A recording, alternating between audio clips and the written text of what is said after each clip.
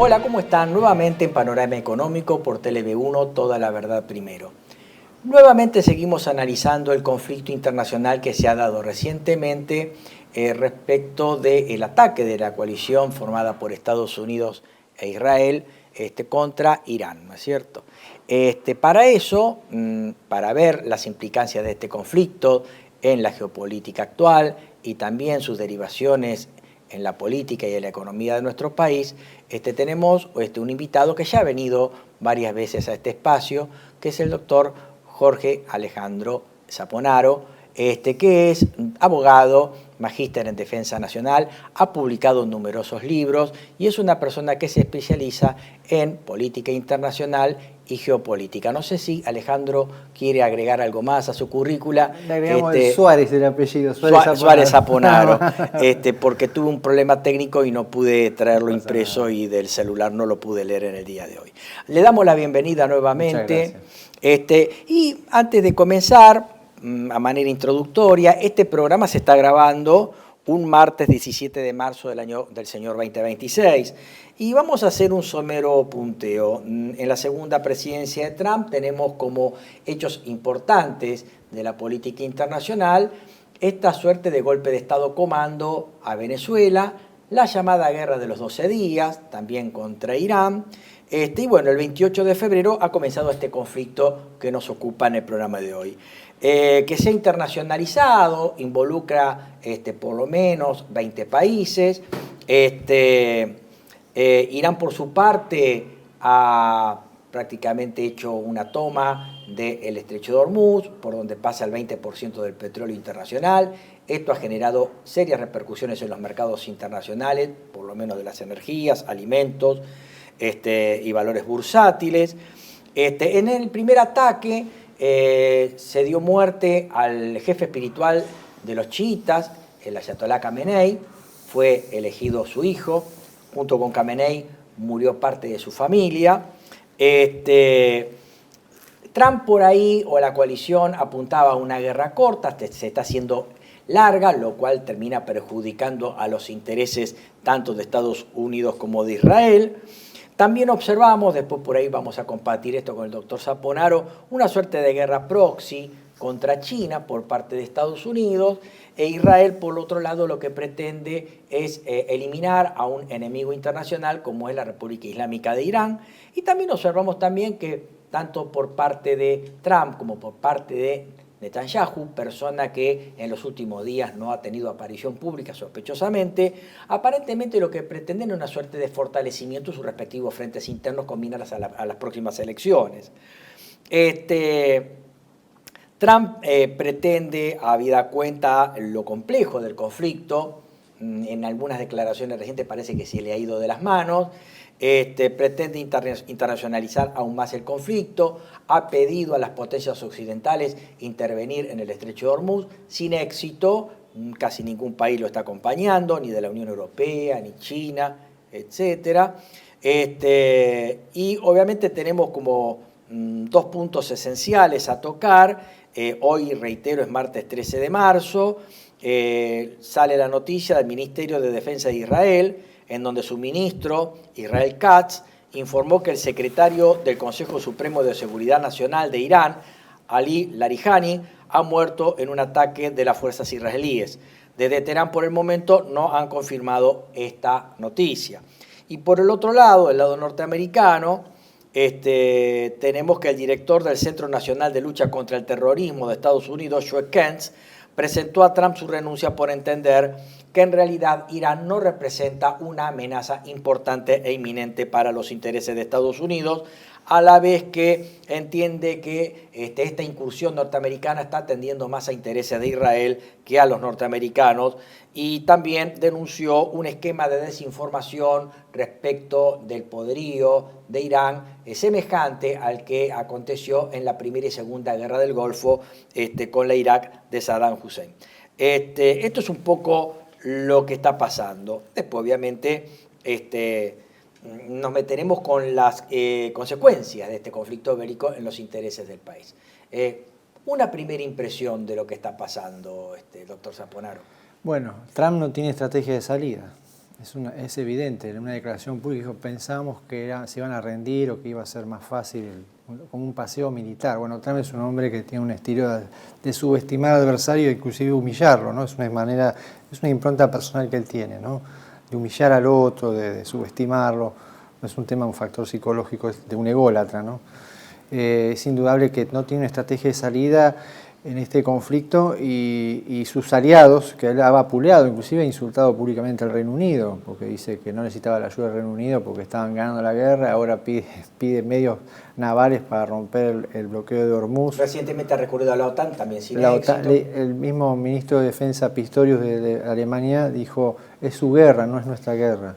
Es un término muy cortante, muy fuerte, políticamente hablando. Japón le dijo lo mismo, gran aliado cercano de Estados Unidos, Corea del Sur dijo lo mismo. Es la guerra de ustedes, no es nuestra guerra, ¿no? Obviamente están diciendo este tipo de conflicto tiene que haber sido consultado con los aliados, porque para algo son aliados, ¿no? Pero Estados Unidos no, Trump tiene una manera de actuar en el campo internacional donde actúa con prepotencia, ¿no? Tiene que ver también con el consumo del mercado interno, del votante, que inclusive está siendo criticado por el famoso movimiento MAGA, ¿no? Tucker Carlson lo criticó abiertamente, ¿no? Es el famoso portavoz del famoso movimiento MAGA, donde hay una pugna entre los neoconservadores, donde está Marco Rubio, y el movimiento MAGA. Aparentemente los neoconservadores se impusieron su agenda en política exterior, que es muy similar a lo que planteó Bush Jr. con la famosa guerra contra el terrorismo, que fue una serie de escaladas de conflictos, inclusive estaba en los planes Irán. Cuando Irán buscaba un acercamiento o apaciguar ánimos, Bush salta con el famoso discurso diciendo ellos son el eje del mal. Y ahí Irán, digamos, toma una postura y da origen a lo que sería el eje de la resistencia, ¿no? En la guerra de narrativas aparece el eje de la resistencia. Una relación muy compleja Irán-Estados Unidos, porque han colaborado inclusive la invasión de Afganistán de Estados Unidos se llevó a cabo en parte porque hubo cierta colaboración de inteligencia de Irán. En la guerra del Golfo contra Saddam Hussein, Irán permitió que el espacio abierto se abriera para que los aviones de la coalición atacaran posiciones iraquíes. Como en su momento cuando vino la revolución en Irán, fines de la década del 70, que llevó al poder al Ayatollah Khomeini, Estados Unidos prácticamente se apoyó en Irak. De hecho, se generó un conflicto bélico de unos 8 años. Bueno, hay una herida, hay una relación, Occidente para la narrativa iraní, toleró incentivó ese conflicto armado. Digamos que Irak llegó a usar armas químicas con insumos vendidos por Europa y Estados Unidos. Entonces hay toda una situación, una relación muy compleja, donde hay intereses económicos, geopolíticos, ideológicos, hay una mezcla de todo, que lo único que hace es potenciar los extremos de las partes. Cuando hablamos de Irán, para comenzar con el protagonista agredido, uno habla de un país que era la antigua Persia. Por ahí en una época hubo un movimiento de tercera posición que lo lideró Mossadegh, la nacionalización del petróleo, su caída en desgracia, el establecimiento de la familia Pahlavi, el derrocamiento del Shah, 78-79, la irrupción del Ayatollah Khomeini, que estaba radicado en Francia, el establecimiento de la República Islámica de Irán, y el conflicto bélico con Irak, ¿no es cierto? Fuera de eso, en lo que estrictamente hace del Estado Islámico, Irán no aparece, por lo menos, un país agresivo o expansionista, simplemente ha sido permeable a agresiones desde el exterior por parte de una guerra incentivada contra Irak. Está la famosa toma de rehenes norteamericanos en la época de Carter, que Carter quiso con un ataque comando liberarlos, como en su momento se hizo en la década del 70 con unos secuestrados en el aeropuerto de Entebbe, en África, ¿cómo se llamaba este hombre? Idi Amin, en la época Idi Amin Dada. Sí, bueno, en este caso fue infructuoso. Y la idea esencial es, ¿qué sabemos de la parte militar de Irán, de la experiencia militar iraní y de su sistema de defensa, a partir de todos estos hechos puntuales que describimos? Bueno, la llegada del Ayatollah Khomeini, hablabas de Mossadegh. Si Estados Unidos y el Reino Unido hubieran patrocinado la caída de Mossadegh, otra hubiera sido la historia. Porque el vacío que dejó el nacionalismo de Mossadegh abrió puerta a los ayatolás, a la élite religiosa que hizo una colusión explosiva con la extrema izquierda. Hicieron un tándem realmente explosivo, pero eso es otra historia. Cuando llega Khomeini al poder en Irán, no quiso confrontar abiertamente con las Fuerzas Armadas, a pesar que tuvieron una purga brutal, ¿no? Muchos altos mandos fueron fusilados, ejecutados, bueno, la vorágine de la violencia de la primera etapa revolucionaria, ¿no? Pero como Khomeini también tenía su desconfianza de determinados sectores de las Fuerzas Armadas, que se dicen fuerzas regulares, decidió crear un ejército comprometido políticamente. Entonces vos tenés en Irán una anomalía, es bastante curioso. Las Fuerzas Armadas de Irán están compuestas por dos grandes ramas. El ejército de los guardianes de la Revolución Islámica, que nacieron en plena Revolución Islámica, de la mano de Khomeini, formado por milicias islamistas, inclusive algunos tienen un origen de recibido entrenamiento por parte de Al-Fatah, por eso esa postura tan anti-israelí y toda esa narrativa anti-israelí, antisionista, por decir de una manera. Y después tener las Fuerzas Armadas heredadas del tiempo del Shah.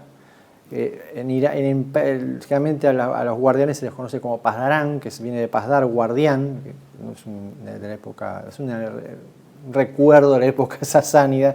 A guardián se le decían los soldados, y pues las fuerzas regulares se les conoce en persa Artesh, que es el ejército heredado de la época del Shah. Tenés esas dos grandes estructuras, ¿no? Las Fuerzas Armadas regulares de la edad del Shah están orientadas al combate convencional, a la defensa del territorio, a la defensa nacional, y después el ejército de los guardianes, que tiene que ver con esa suerte siendo de alguna manera la guardia pretoriana del régimen, los custodios del legado de Khomeini, y aparte cumplen funciones de seguridad interna como una suerte de gendarmería, ¿no? Una cosa parecida a una gendarmería, y también funciones de defensa nacional en caso de una invasión, como responsable de liderar una lucha asimétrica, guerra de guerrillas, y también tienen una capacidad de proyección del exterior. Ellos tienen la famosa Fuerza Quds, que es una fuerza especial, de operaciones especiales de muy alto nivel, inclusive sus mismos enemigos conocen que son de alto nivel, que han protagonizado las operaciones en Irak, en Siria, y también fueron los creadores, digamos, de alguna manera, los que apoyaron el surgimiento de la rama militar de Hezbollah. Y otros agentes proxy, ¿no? En los Houthi, equiparon, instruyeron a los hutíes, bueno, a distintas organizaciones, ¿no? Ahí vos tenés dos grandes estructuras, ¿no? En el caso estamos potenciando estos ataques balísticos, ese sistema de armas depende de un componente del ejército de los guardianes que se llama la Fuerza Aeroespacial, que operan drones y los sistemas balísticos, que deriva de la experiencia de la guerra Irak-Irak, cosa que los analistas no cuentan. Irán termina recurriendo a los sistemas balísticos por los embargos internacionales, no podía reponer equipos para su fuerza aérea, entonces tuvieron que buscar una solución. Gaddafi les cedió misiles Scud, y ahí los iraníes desarrollan toda una doctrina con las armas balísticas y crearon una fuerza especializada llamada la Fuerza Aeroespacial, que es la que gestiona esto, aparte de cumplir funciones de apoyo táctico y demás. Y después, como digo, está la parte regular. Después tenés una reserva de milicias que se llama Basij, que significa en persa la movilización, que es una milicia popular. Se estima que hay más de 1 millón de personas enroladas en ese sistema, ¿no? Cumple también funciones de control social, de apoyo a la fuerza pública, y también en caso de conflicto armado intervendía en una guerra asimétrica y una guerra de guerrilla. Ya los probaron en su momento, fueron célebres por las famosas oleadas humanas en la guerra de Irak, que costó miles de vidas, ¿no? Ese es más o menos el panorama de la estructura, de esta peculiar estructura militar que operativamente depende del líder supremo. Luego tenés el Ministerio de Defensa, que tiene una función netamente logística y administrativa, no tiene autoridad de comando, como estamos acostumbrados por ahí en los países de nuestro común origen. Da la idea que Irán aprende rápido de los conflictos, rápidamente es permeable a, como vos decías, sí, no se destaca por tener una gran aviación, pero lo suple con misiles, drones, que son mucho más baratos, sí, que la tecnología de interceptación de misiles, ¿no es cierto? Sí, sí. Por ejemplo, en la Guerra de los 12 días dio la apariencia que Irán estaba estudiando al enemigo, su capacidad de respuesta o resistencia. Llegó un par de veces a colapsar o a saturar el sistema del escudo de hierro, y obviamente tras la saturación lanza los misiles hiperrápidos. Estamos hablando, por ejemplo, del Mitir Fatah, que está haciendo verdaderos estragos en la geografía de Israel, ¿no? Eso nos da la idea de que Israel aprende rápido y se adapta mucho, tiene mucha resiliencia con respecto a las restricciones que le impone el contexto, ¿no? ¿Cómo conceptúas el tema de la actual estrategia de defensa israelí y en qué consiste iraní, y en qué consiste esto de la guerra mosaico? Bueno, también tenemos que volver a la época de la guerra Irán-Irak. Ahí es donde se forjaron los mandos de del ejército de la Guardia Revolucionaria. Y como el ejército regular también había sufrido purgas, vos tenés hoy los altos mandos, los generales o los últimos, muchos se forjaron en el campo de batalla. Claro. Entonces tienen otra visión más flexible de lo que es la estrategia militar, la táctica. A eso se agregan temas componentes de la historia iraní. Ellos son conscientes que el enemigo lo que busca es el golpe estratégico y decapitar el liderazgo con conducción político-militar. Eso lo saben muy bien, lo tienen muy en claro. Entonces diseñaron un sistema de mando descentralizado, se llama guerra mosaico, a través de que, vos fijate que las Fuerzas Armadas siguen cohesionadas en Irán. Le cortaron la cabeza, en la guerra de los 12 días, cortaron la cabeza, murió el jefe de Estado Mayor General, murió el jefe del ejército, murieron distintos comandantes de las distintas ramas militares y las Fuerzas Armadas siguieron operando, porque tienen ese planeamiento que les permite a los comandantes territoriales actuar de manera descentralizada. Claro. Eso hay que reconocer que Irán tiene un planeamiento más que acertado. Estaban esperando esta guerra. Ellos sabían que en algún momento... Sí, da la idea que esto ha sido paciente y largamente ellos estudiado. Sabían que iba a venir un problema. Posiblemente esto los sorprendió. El juego de discurso ambiguo de Jamenei, el tema de enriquecimiento de uranio, el tema nuclear, el tema de los misiles balísticos, el tener un arma nuclear, eso los llevó también a una situación muy complicada que el adversario interpretó que había una amenaza real. Entonces se adelantaron los tiempos, porque el objetivo era, uno de los objetivos posiblemente de ataque israelí-estadounidense es para evitar la reconstrucción de las capacidades, digamos, ciertas capacidades militares. Irán tienen pocas capacidades, o sea, su armamento es anticuado, era adecuado al contexto regional. Para lidiar con los adversarios regionales, Irán tenía una gran capacidad, no tanto por ahí tecnología, sino por la organización, la doctrina, el adiestramiento y la experiencia. Ellos tienen una experiencia operacional única. A ver, operaron contra el Estado Islámico, la guerra civil siria, Líbano, lidiaron con los talibanes y además con la experiencia en Yemen. En Yemen también ha habido oficiales de las Fuerzas Armadas iraníes actuando en la guerra civil. También se sabe que posiblemente en África hay operativos, hay personal militar iraní asesorando en el uso de drones. Bueno, así hay una experiencia operativa enorme, muy valiosa. Y eso es un capital que no lo tienen los potenciales adversarios regionales. Esa es digamos, en cierta manera, la ventaja iraní, ¿no? Y un gran sistema, una gran comunidad de inteligencia. La falla de ellos ya sabemos que es la contrainteligencia, por eso fue vulnerable a los ataques que provocó la muerte, al golpe tanto en la guerra de los 12 días como el primer golpe que pega a Estados Unidos eso prácticamente... Sí. Ellos tienen una falencia grave, estructural de los sistemas, eso se sabía siempre, los trabajos académicos, los investigadores, eso se supo siempre. Pero la comunidad de inteligencia, para hacer inteligencia estratégica e identificar las intenciones del adversario, era acertada.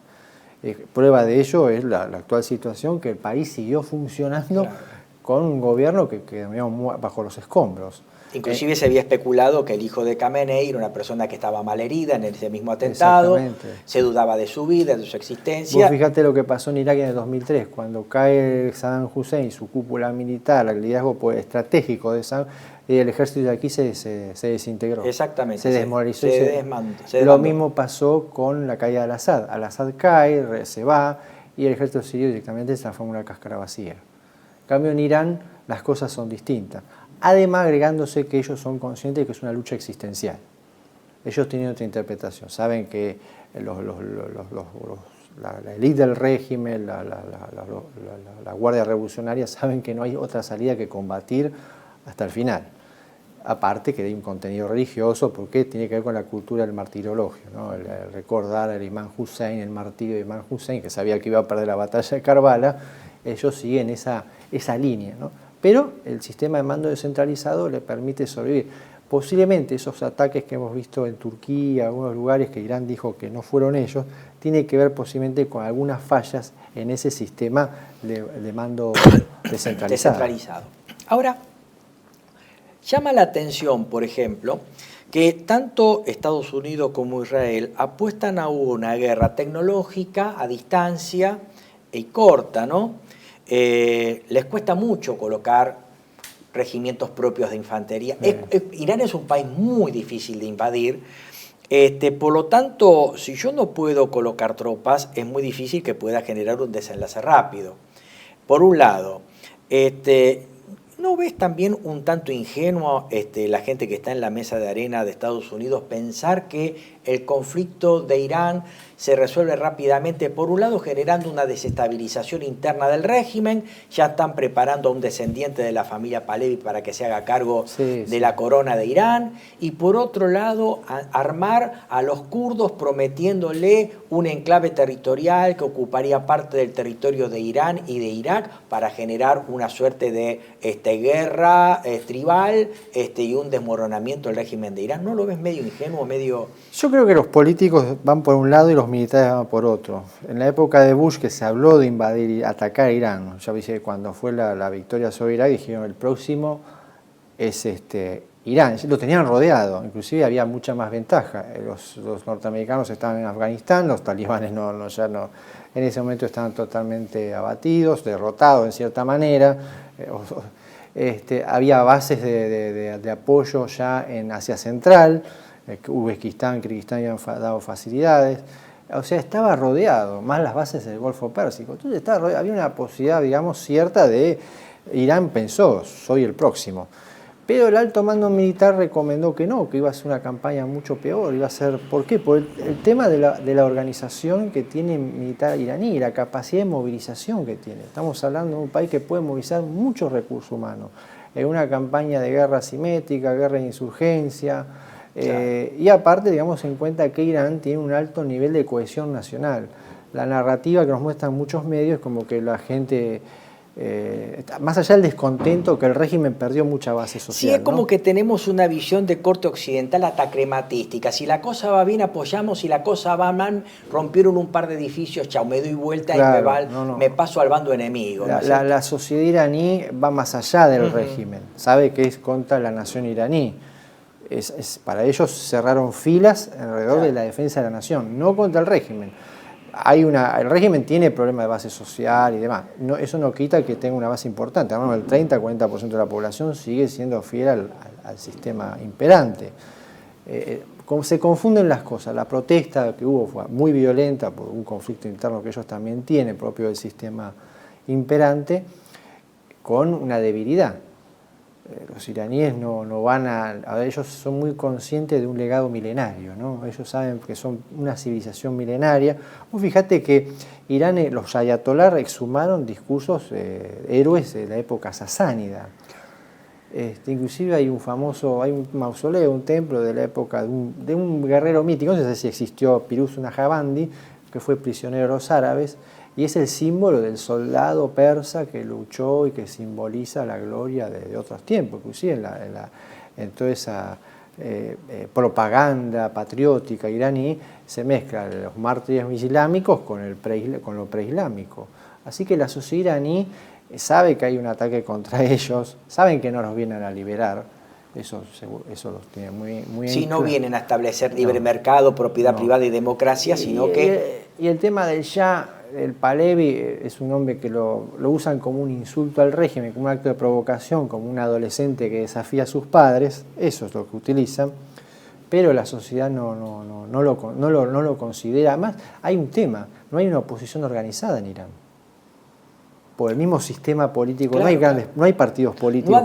Es que la ideología no admite partido único, no admite partidos políticos. Antes viene un partido de movimiento y único, ¿no? Exactamente. Claro. Ellos tienen como movimientos o suerte de tendencias grupos internas, de poder, claro, que presionan y se forman como suerte de listas y la gente vota a un sector o a otro, pero no hay un partido organizado propiamente dicho. El único partido organizado que hubo, que defendió la época a Khomeini, fue disuelto por el mismo Khomeini en el 86.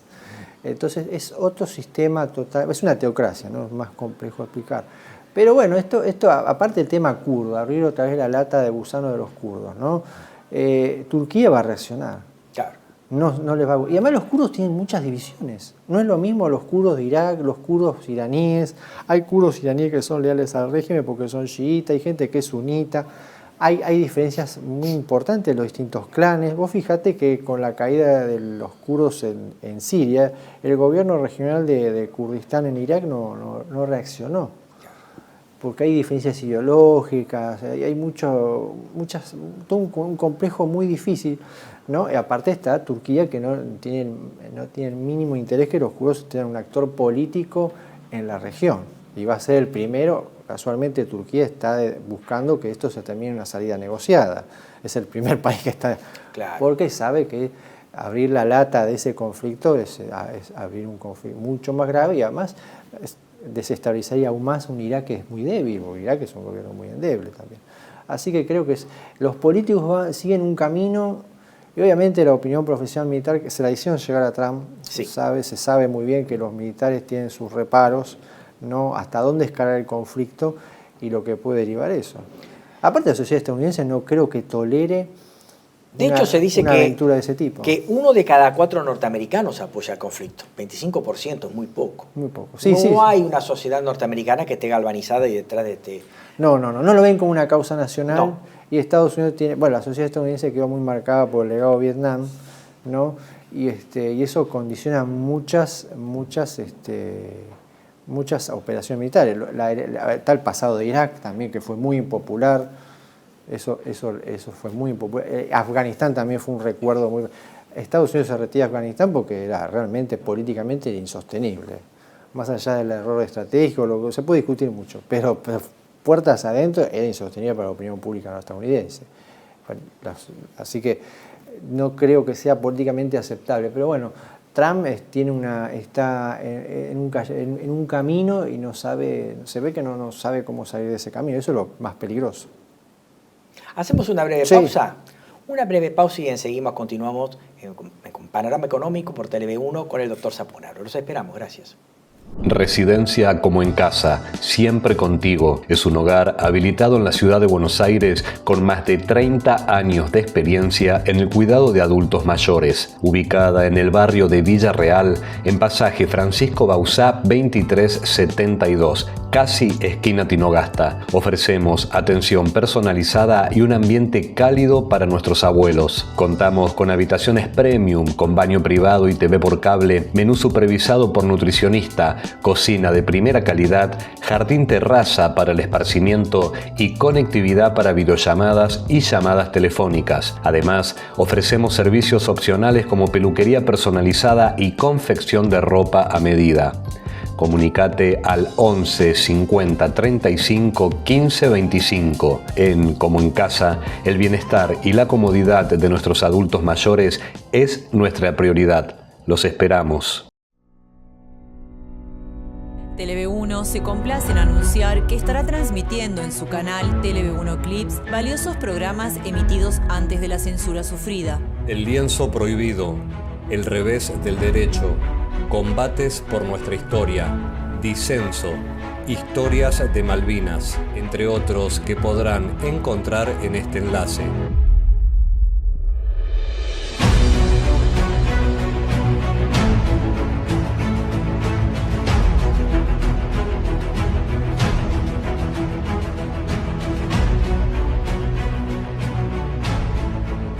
Agradecemos su aprovechamiento y difusión.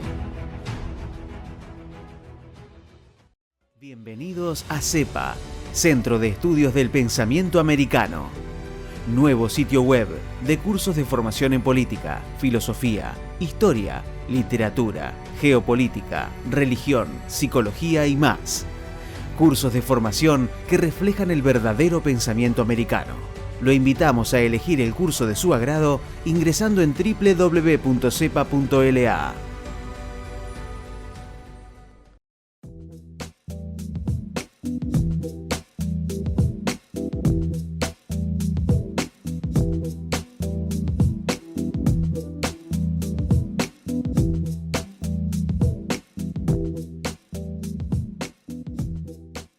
Decir siempre la verdad primero tiene un precio. Dependemos de tu ayuda. TLV1, toda la verdad primero.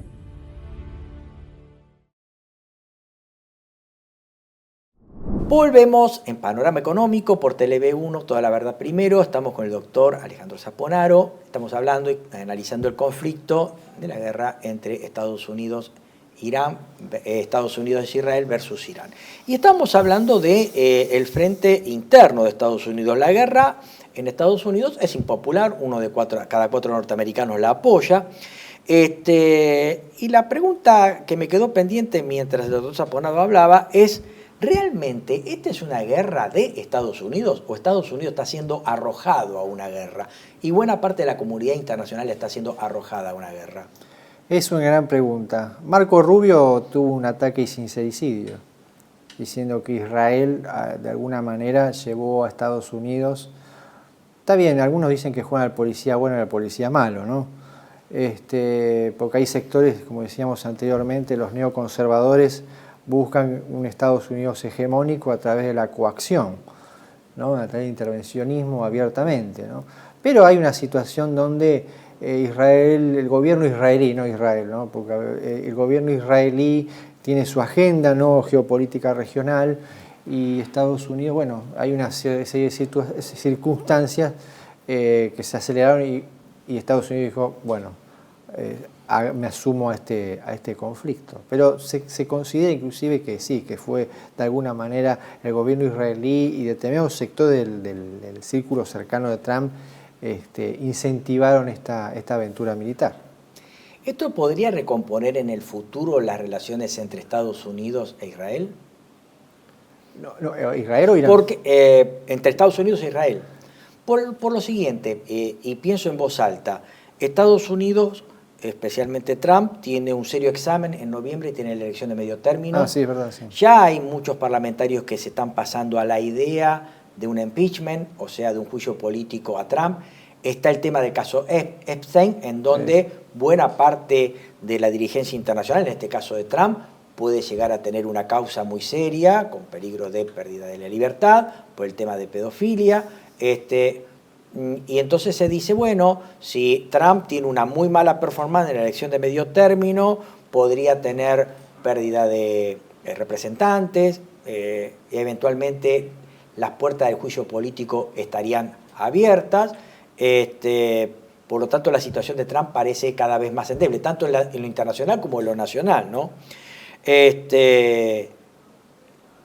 Y a partir de por ahí un cambio de gobierno o de un Trump que no puede ser reelegido, las relaciones de una nueva dirigencia norteamericana que llega al poder, ¿podría resentir las relaciones que tradicionalmente son muy estrechas entre Estados Unidos e Israel? No creo, porque va a haber un cambio de enfoque, ¿no? Fijémonos en el tema Biden con Netanyahu y el conflicto en Gaza. No creo, a pesar de que Estados Unidos tuvo una postura más crítica, ¿no?, por el conflicto ese en Gaza, cómo se estaba desarrollando los acontecimientos, y no creo. Hay una alianza histórica, porque Israel es la plataforma o la punta de lanza de intereses occidentales en el Medio Oriente. Es el agente, digamos, es el representante de los intereses estadounidenses en Medio Oriente. Además, tampoco a Israel no le conviene que Estados Unidos le suelte la mano, tome distancia, porque sería una situación mucho más muy complicada. Israel recibe además un subsidio a su sistema de defensa por muchos miles de millones de dólares por parte de Estados Unidos. Hay una comunidad de intereses entre los dos actores muy estrecha, están muy entrelazados los dos países, y es indudable que posiblemente haya una revisión o se busca una revisión, pero de alguna manera siempre Estados Unidos hace la vista gorda, ¿no?, la política israelí en la región, que tiene también sus vaivenes, ¿no? Tiene que ver con esa visión, es el aliado, el único verdadero aliado que tiene Washington en la región, porque los estados, además allá de su discurso, tienen sus propias agendas. Tiene una política más multivectorial. Fijémonos el caso de Arabia Saudita, a pesar de la relación tan estrecha, pero son parte de los BRICS. O sea, el gobierno saudita ya tiene otra visión. Inclusive Emiratos Árabes Unidos, que también es un país que forma parte de los acuerdos de Abraham y demás, forma parte de los BRICS. O sea, tienen otra visión de la política externa y son un poco más pragmáticos, no tienen esa relación tan estrecha, inclusive tienen relaciones cercanas con Rusia y con China. No lo han dudado en mostrarlo y en actuar en consecuencia, muchas veces en contradicción con Estados Unidos. El único que realmente aliado firme que tiene Estados Unidos en la región es Israel, por eso Estados Unidos lo que busca es que Israel sea el actor preponderante en la región. Inclusive su aliado de la OTAN, Turquía, tiene su propia agenda también. Así es. ¿Y de la sociedad israelí hacia Netanyahu o esta cúpula que ha generado esta impronta tan agresiva de Israel hacia Bueno, la Irán? sociedad israelí... Sobre todo a partir del conflicto de Gaza, ¿no es cierto? Del cual se dice que aquel 7 de octubre fue una especie de episodio de falsa bandera, ¿no? Sí, a ver, para mí fue un acto de negligencia del liderazgo israelí, porque Netanyahu está enfrascado en una batalla interna por la justicia. En aquella época se hablaba de la destitución de Netanyahu. Netanyahu, una sociedad dividida, agrietada, Totalmente agrietada. Hasta una especie de destitución posible de Netanyahu. De repente esto, ¿no? Exactamente. Netanyahu no salió del gobierno porque la oposición estaba dividida. Claro. La oposición está totalmente desarticulada. Netanyahu es un gran político, un animal político formidable, sabe explotar cualquier ventaja, aprovecha las circunstancias para sobrevivir en el sistema político israelí. Muchos años ha estado dando vueltas en el sistema. Inclusive hoy los que forman parte de la coalición esta nacionalista religiosa, hay gente que Netanyahu tuvo una postura realmente muy encontrada. Pero el espanto los ha unificado, digamos, de alguna manera, ¿no? Los une el espanto. La sociedad israelí interpreta este conflicto como un problema existencial también, ¿no? La narrativa iraní de negar la existencia de Israel, el tema palestino, el tema de las armas balísticas, el tema del plan nuclear, la sociedad israelí lo ve como, a ver, los israelíes viven rodeados de adversarios verdaderos o potenciales, reales o potenciales, perdón. Entonces, para la sociedad israelí no queda otra opción que cerrar filas detrás del gobierno y librar esta lucha existencial, porque para la sociedad israelí es una lucha existencial también. Los israelíes consideran que ellos están en un peligro real y cierto, tienen esa visión, ¿no? Consecuencia también de la historia de Israel, la historia del nacimiento de Israel es muy tormentosa. Y el fantasma del 7 de octubre, que no deja de tener cuestionamientos muy fuertes al gobierno israelí por el tema de no controlar las fronteras debidamente, porque el gobierno israelí estaba poniendo mucha atención en Hezbollah. Inclusive una maniobra de distracción muy hábilmente llevada a cabo por Hamas con Yihad Islámica, que había lanzado ataques, se habían calmado, Israel tuvo una respuesta militar y hubo como una silencio, una quietud de Hamas, envuelto también en sus problemas, en su cuestión interna, y eso permitió también, hay que reconocer que Hamas ha actuado con una seguridad operacional envidiable, y ha actuado con ha logrado engañar, fue una gran maniobra de engaño, después vino lo que vino, ¿no? E Israel subestimó el problema, el gobierno israelí subestimó el problema, tenía alertas, pero subestimó. Desde Egipto también hubo información. Exactamente, subestimó el problema porque ellos ponían la atención en Irán, en Cisjordania, y después la batalla interna política era terrible porque, a ver, Netanyahu quería cambiar el poder judicial, sacarle poder a la corte, bueno, una historia conocida también por estas latitudes, ¿no? De lo que es la justicia, ¿no? Controlar la justicia, bueno, y la sociedad israelí había reaccionado con mucha fuerza. Hasta el día de hoy también está la sociedad israelí muy dividida, e insisto, Netanyahu sigue, para mi modesto entender, sentado en el sillón del primer ministro porque hay una oposición que está totalmente dividida y desarticulada. Inclusive el principal líder opositor no le quedó otra, uno lo ve en los discursos diciendo, bueno, lo acompaño en esta causa nacional, diciendo, bueno, no me queda otra que cerrar filas, ¿no? Pero se lo ve tampoco muy contento. Pero hay que reconocer que la sociedad israelí sí acompaña esto porque, insisto, ellos lo ven como una cuestión existencial. Ahora bien, recién hablábamos de toda esta impronta de la teocracia de Irán, pero por otro lado vemos que Estados Unidos también tiene una impronta esotérica, religiosa, sí, mística, que sí. no es original, épica, mística, que también la veíamos cuando apareció el unilateralismo y la guerra preventiva, después de la caída de la Unión Soviética, la caída del muro de Berlín, el derribamiento de la cortina de hierro, por ejemplo con Bush Jr., cuando hablaba o inventó el llamado eje del mal, ¿no es cierto? Y acá también uno lo ve a Trump apoyado por líderes evangelistas que lo rodean, oran con él, le hacen una especie de imposición de manos. Es como una cruzada. Una cruzada occidental, sionista. Yo creo que muchas veces ahí encontramos más elementos sionistas que los elementos sionistas que están en Israel, ¿no es cierto? Y entonces también esto nos lleva a una idea de también una especie de guerra o cruzada religiosa también desde el punto de vista de los occidentales, que lo suponemos deberíamos ser más cartesianos o racionales, ¿no? Yo creo que lo que busca el gobierno estadounidense es justificarse, justificar esta acción, ¿no? Tiene que haber para mí una maniobra geopolítica, insisto, tienes la pugna ideológica entre los neoconservadores y el MAGA, los neoconservadores que buscan otro tipo tiene otra visión de la política exterior estadounidense, más asertiva, más intervencionista, muy parecido es una versión de la política de guerra del terrorismo, segunda etapa, ¿no? Tiene que ver con esa construcción de esa narrativa, de darle un fundamento ideológico a una decisión que en verdad detrás de eso hay intereses que tienen que ver con el dinero, la geopolítica, los negocios y todo lo que hay detrás de esto, ¿no? Es indudable que y además las ambiciones de poder, ¿no? Estados Unidos sabe que está a la defensiva, ¿no? Que hay un cuestionamiento a su hegemonía y otros actores, y bueno, lo que busca es, digamos,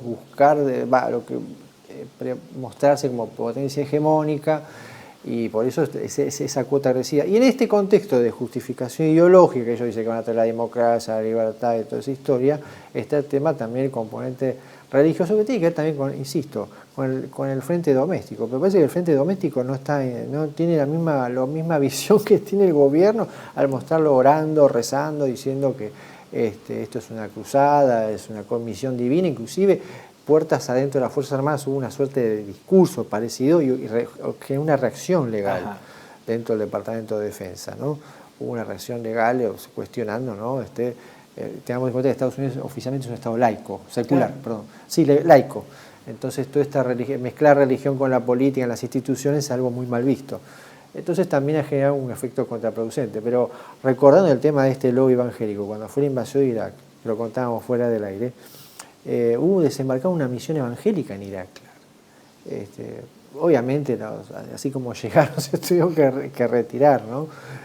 Porque, bueno, estamos hablando de otro tipo de sociedades, mucho más consolidadas y, bueno, más milenarias. Hablamos de un pueblo, el pueblo árabe es un pueblo milenario, ¿no? Entonces, tiene otros valores culturales mucho más arraigados. Entonces, el tratar del proselitismo religioso es visto como un acto, una agresión hacia sus creencias y demás. Entonces resultó todo muy, muy mal, pero hubo un intento. Sí. Pero desde ya es un discurso muy distinto al que nosotros estábamos acostumbrados en la época de la Guerra Fría, en donde Estados Unidos, de acuerdo a este discurso del destino manifiesto de su pueblo, llevaba los grandes valores occidentales de la propiedad privada, la democracia y la libertad de mercado. ¿No es hay cierto? Una creencia que ellos son superiores moralmente. Claro. Eso son las banderas de los neoconservadores. Obviamente moral. Hereda la ética protestante, la teoría de la predestinación, en ese caso, desde el punto de vista geopolítico, la teoría del destino manifiesto. Somos superiores y llevamos los grandes valores occidentales. Claro, de eso democracia, libertad de mercado, derechos humanos, etc. Que era una bandera de la Guerra Fría. ¿no es cierto? Detrás de esto, en este conflicto hay una maniobra geopolítica ¿para qué? Para actuar contra China. A eso iba, actuar contra Rusia, porque, a ver, acá vos fíjate la actitud del presidente de Azerbaiyán, que de repente sulfuró porque dice que lo atacaron el enclave en Najicheván. Había un proyecto, un corredor geopolítico que uniría San Petersburgo con el puerto de Chabahar, que ahí tuvo un eje geopolítico, ¿no? Y Rusia rompería el aislamiento occidental accediendo a los puertos del Índico. Claro.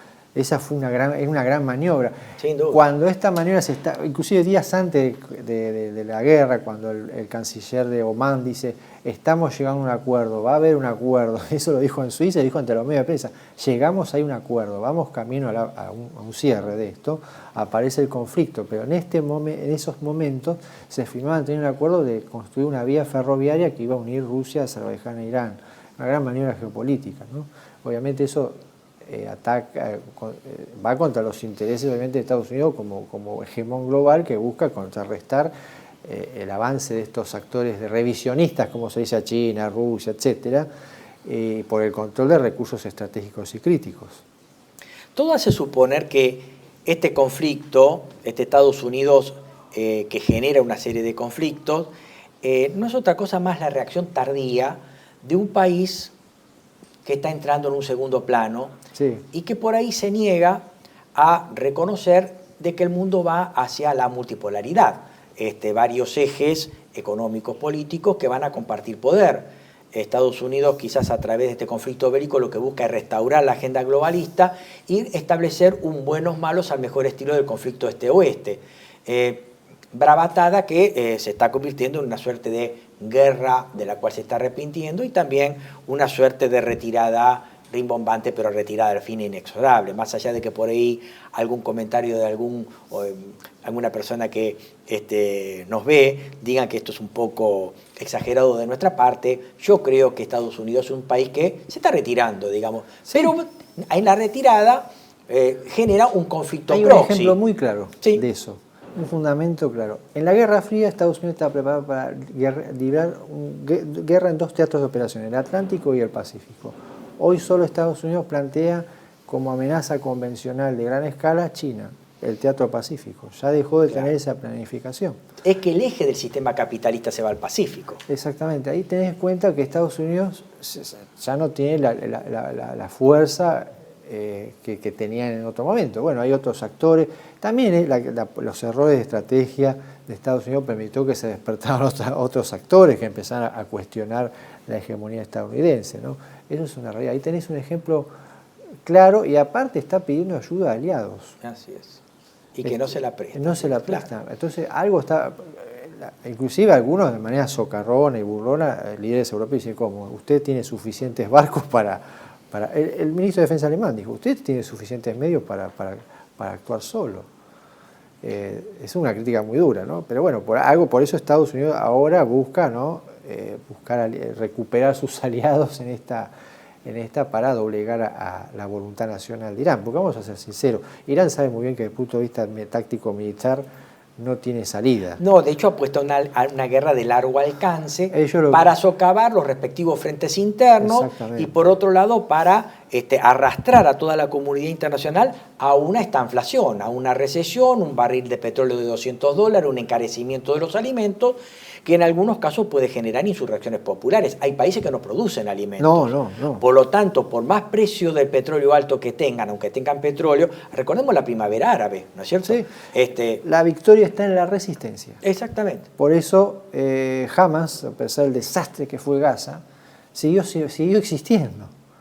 Para ellos es la victoria. Seguimos viviendo, seguimos existiendo. Resistimos y seguiremos resistiendo. Porque son estrategias sin tiempo, como Hezbollah, todos estos grupos tienen una visión muy distinta a la mirada occidental. Para ellos la victoria va a ser seguir existiendo como Estado-nación y que el régimen obviamente tenga continuidad de alguna u otra manera. ¿Y qué hace China y Rusia respecto a esta guerra proxy que Estados Unidos les está planteando? Bueno, yo creo que China y Rusia... Para China hay un mensaje claro.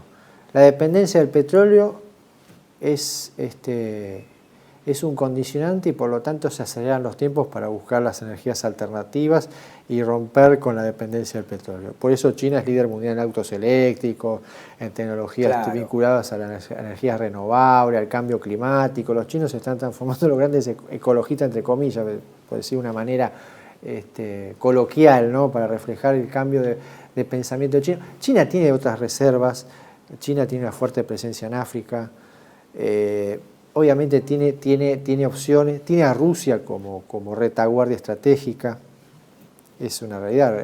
Hoy la alianza estratégica Rusia-China es más sólida que nunca. Así que para los chinos es claro, el petróleo hay que reducir la dependencia y están trabajando en ello. Aprovechan las contradicciones de Estados Unidos, muchos están tocando las puertas a China, acercándose para acuerdos comerciales. Vos fíjate lo que pasó con la guerra arancelaria de Trump. Los europeos empezaron a golpear las puertas de China, a viajar a China. Entonces China se muestra como un actor, digamos, más confiable. Y Rusia obtiene lo que quería, y se incrementa el costo del barril de petróleo, le permite dar oxígeno a su esfuerzo. Y también para Irán, que está ganando mercados a pesar del conflicto. O países como Venezuela, Indonesia, países que con esta suba de petróleo le genera un importante se van a beneficiar. Y Rusia no solo ve que Estados Unidos está distraído de Ucrania, y aparte se desacredita con el llamado sur global. Entonces, estas potencias revisionistas lo único que hacen es sentarse de alguna manera, observar y esperar que el enemigo se equivoque. Y se está equivocando. Hay errores, más allá de lo táctico, a nivel estratégico muchos consideran que se está equivocando. Hace lo de Napoleón, China. Cuando el enemigo se equivoca no hay que interrumpirlo. Exactamente. Es la paciencia estratégica de Oriente. Ellos están esperando que... A ver, China ha tenido una gran expansión como potencia sin el uso de las armas. Desde el Caifán hasta ahora, el famoso Caifán, la reforma económica, hasta la actual, han pasado, ¿qué? 45 años. En 45 años China es la segunda economía mundial y la segunda potencia global en términos económicos. Su influencia es la flota mercante más grande del mundo, controla los puertos, es el líder en un montón de cosas. Ya tecnológicamente se está acercando a Estados Unidos sin disparar un solo tiro. Eso nos tiene que llevar a reflexionar. Y Estados Unidos está enfrascado en estos conflictos que lo hace, inclusive es visto ya como una amenaza. Ya los estados árabes miran y dicen, ¿qué clase de seguridad me está dando Washington? Pero aparte alejándose de los objetivos estratégicos que Trump puso, tanto en su primera presidencia como en la segunda, la idea de generar la reindustrialización de Estados Unidos a partir de el fomento de la erradicación de las empresas norteamericanas en Estados Unidos, la recuperación de marcas, patentes y sobre todo la política arancelaria, discutible o no, es una política proindustrial y sobre todo también apostar a una energía barata, que no la está teniendo. No, el costo de vida está aumentando y él dijo, yo no voy a las guerras no voy a aventuras militares. Dice, él decía, ¿cómo puede ser que se gaste el dinero? Lo he dicho públicamente. Pero aparte es un Trump que no se parece mucho en la primera presidencia. Este era un Trump más pacificador que iba, de hecho, a la campaña electoral, iba a terminar con muchos conflictos. Voy a hablar con Kim Jong-un, que es mi amigo. No va a dejar de lo tocar. Que buscaba está haciendo todo lo contrario a los debates presidenciales. Era el movimiento MAGA, el aislacionismo de Estados Unidos, ¿no? Otra visión de la política exterior. Ahora estamos viendo un Trump cooptado por los neoconservadores. Habrá razones de su entorno cercano, intereses personales, porque ya saben muy bien que la familia Trump, los intereses de la familia Trump con el Estado, los intereses a veces son bastante difusos. Esa es una realidad. Porque los asesores son familiares de él, bueno, hay todo un círculo muy cerrado alrededor de él y obviamente él tiene una visión bastante... Hay que tomar nota de algo cuando los cataríes le ofrecieron regalar un avión por $500 millones, ¿no? O sea, eso fue objeto de escrutinio público. Un funcionario público no puede recibir Se ha visto como él fue a ofrecer negocios de la organización Trump. Él tiene que ir como presidente, ¿no? Para fomentar la organización Trump. Así es, claro. Entonces hay una cuestión difusa entre el Estado y los negocios particulares y su entorno y su grupo de empresarios y gente que se estará beneficiando con estas maniobras especulativas por el alza y baja del crudo. Eso también debe haber, hay una cuestión, el factor corrupción. Eso no lo podemos dejar de lado, ¿no? Pasó lo mismo con Bush, con el lobby petrolero. Por eso la aventura de Irak, ¿no? Que detrás de eso estaba el lobby petrolero. Tenía que ver con el control de reservas estratégicas y evitar que esas reservas también cayeran en manos rusas, chinas o de europeos. Y también tiene que ver que el petróleo está vinculado al dólar. Por eso la aventura en Venezuela, porque tiene que ver con eso. Fíjate lo que está haciendo Irán. Dice que quiera cruzar el estrecho de Hormuz que me paguen yuanes chinos. Así es. Ya empezaron a cruzar algunos barcos pagando. Entonces eso también para Estados Unidos es un problema. Está en juego la hegemonía del dólar a nivel global, por todas estas potencias revisionistas. Por eso Estados Unidos sale, digamos, a pelear estos conflictos para mantener, aunque sea la hegemonía en el campo monetario. Y ya para ir terminando el tema es la postura de los estados árabes. Generalmente la prensa hegemónica nos habla de que Irán, una vez atacado, comenzó a agredir a sus países vecinos y enemigos, obviamente internacionalizando el conflicto, Emiratos Árabes Unidos, Qatar, Arabia Saudita, etc. O sea, Irán atacado ataca a todos. Pero por otro lado, hay quienes dicen, no, Irán en realidad no ataca a todos, está atacando bases militares que están en esos países. Y hay quienes también dicen que estos ataques en realidad son atentados de falsas banderas atribuidos a Irán para generar que esos países árabes hagan causa común y ataquen a Irán. ¿Cómo ves esta cuestión? Bueno, a ver, la relación con los países árabes es compleja con Irán, de la época de la revolución jomeinista, que bueno, es compleja, ¿no? Hay relaciones, además el tema de la diferencia religiosa, más que la religiosa es la diferencia geopolítica, ¿no? Es un tema de competencia de poder. El sistema de armas balístico, más que utilización, más que valor militar, es un valor psicológico.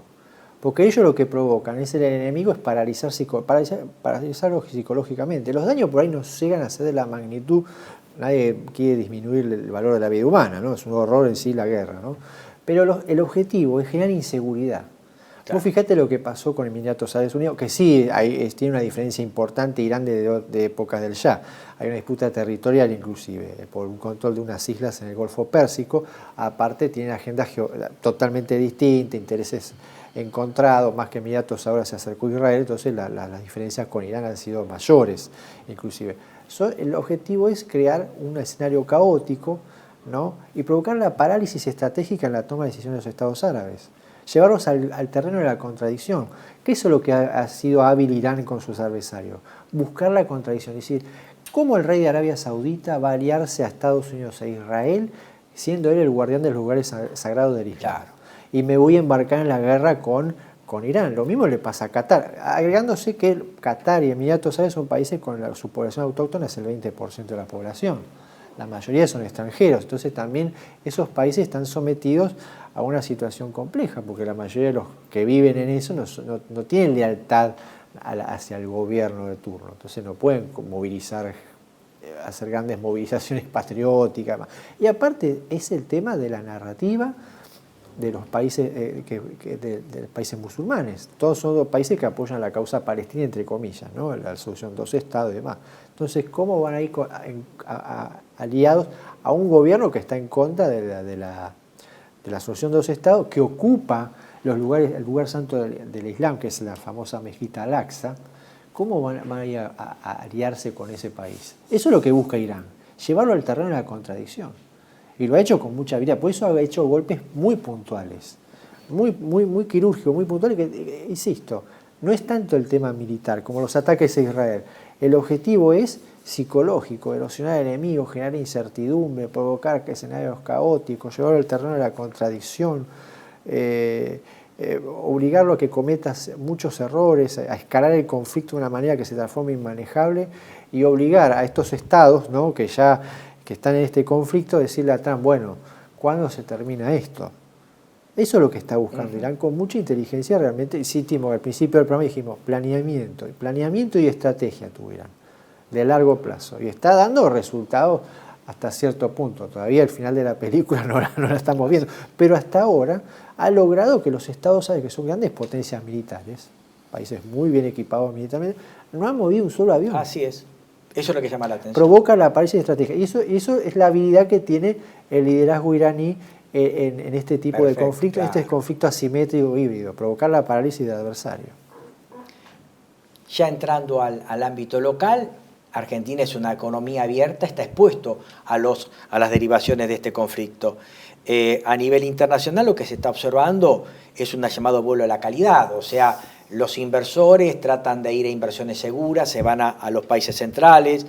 Esto se da también a través de una venta de activos de países emergentes, el caso nuestro, una caída de los bonos, una suba de la tasa de interés internacional que afecta nuestras políticas de refinanciamiento, de reestructuraciones de deuda, tanto para el sector privado como para el sector privado, estamos hablando de las obligaciones negociables como para el sector público. Un cierre virtual de los mercados de crédito, también en nuestra economía puede llegar a experimentar un fin del carry trade, una fuga y una devaluación de la divisa. La recesión internacional es ineluctable que va a repercutir en nuestro país. Se transmite esa recesión y esa suerte de recesión con inflación internacional a lo local. Y por otro lado, lo que podemos experimentar es una suerte de inflación importada, dado que todos nuestros productos están dolarizados, la suba del dólar, la suba del precio de los alimentos, evidentemente va a repercutir en nuestra inflación. Los precios de los alimentos, el trigo forma precios de muchos productos, factura, galletitas, fideos, etcétera, y el petróleo también. Con el petróleo se hacen desde ropa, anteojos, asfalto, logística, máquinas, etcétera. Esas son las repercusiones que en definitiva van a enrostrar a nuestro país, que ya tiene un frente interno bastante complicado, y encima nuestro país está en guerra, porque nuestro país está aliado con Estados Unidos. está aliado con Israel, celebró, avaló la muerte de el Ayatollah Khamenei, y Irán también ha dicho que nuestro país estaba dentro del conflicto y se esperaban represalias proporcionales. Sí, hay una amenaza cierta, no sabemos si forma parte de esta guerra psicológica iraní. Bueno, nuestros países no están preparados para estas cosas. Irán, por la famosa guerra en las sombras que libró con Israel y Estados Unidos, tiene una maquinaria de propaganda, acción psicológica pero muy desarrollada, y juega con eso del atentado, ¿no? Del antisemitismo, de promover acciones. Tiene ese juego, ¿no? Inclusive se sabe que Irán es un país con altas capacidades en materia de ciberdefensa, está desarrollando ciberataques. No se ha dicho mucho al respecto. Pero si se ha dado el caso de que Argentina tenga un escenario de conflicto con Irán, no solo se hable de la posibilidad de un atentado, una acción posiblemente contra un objetivo determinado de la comunidad judía, podría ser posiblemente, no lo sabemos, ¿no? No sabemos si de la narrativa a la realidad, si Irán va a tener la capacidad, porque tenemos en cuenta que Irán está en una situación compleja y se centra en un espacio. Aparte, doctor, fíjese que este conflicto apunta en un primer lugar al magnicidio. La guerra de los 12 días, claro, la muerte temprana de Khamenei. Actualmente se habla de que no hay presencia o prueba de vida de Netanyahu. O sea, sí, hay una polémica. Salió un video dicen que fue hecho con inteligencia artificial. Hace muchos días que no hay una manifestación o prueba de vida del primer ministro israelí. Por lo tanto, también hace preocupar que este tipo de conflictos también apunte a magnicidios, ¿no? Bueno, eso del golpe estratégico se viene cocinando hace muchos años. Se hablaba de eso, de su primer liderazgo político-militar de los países, como una manera de provocar su colapso.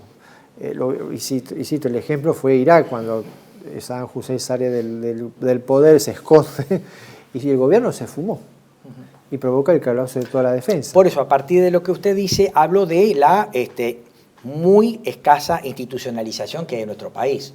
Es un poder muy centrípeto, sobre la base de alianzas efímeras, crematísticas, o sea... Sí, sinceramente no estamos institucionalmente no estamos preparados para un shock, para un golpe de ese tipo. Un golpe estratégico de ese tipo, la Argentina no está preparada, y si viene un ciberataque a gran escala, la Argentina la pasaría muy mal.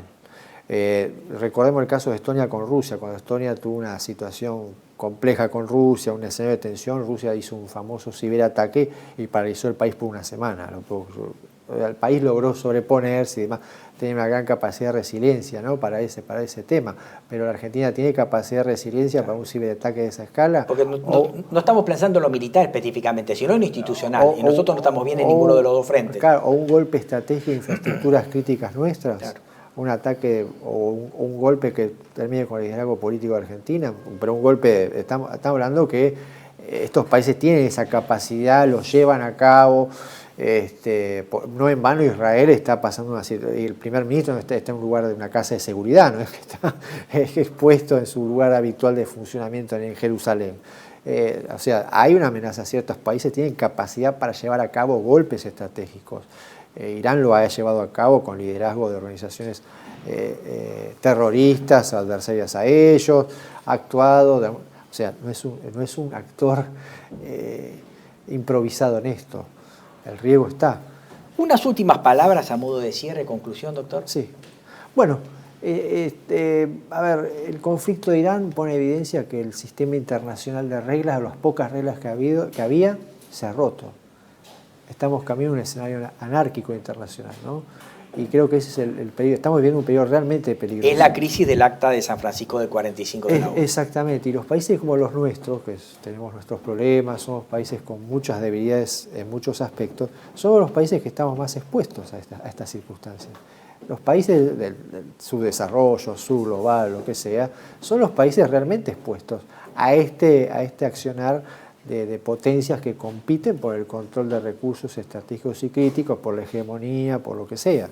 Estamos viviendo un momento peligroso. Realmente hoy sobrevivir pasa por nuestras conciencias, por nuestra identidad nacional, claro, por instituciones sólidas, por alianzas. Lula hizo un llamado a tener una visión regional, una mayor cooperación en temas de seguridad, porque está diciendo los próximos podemos ser nosotros. Así también.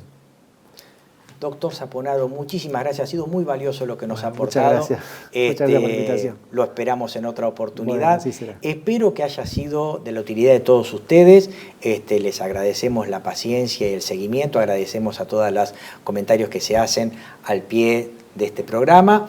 Y bueno, los esperamos en la próxima emisión de Panorama Económico por TLV1, Toda la Verdad Primero. Los esperamos y muchas gracias.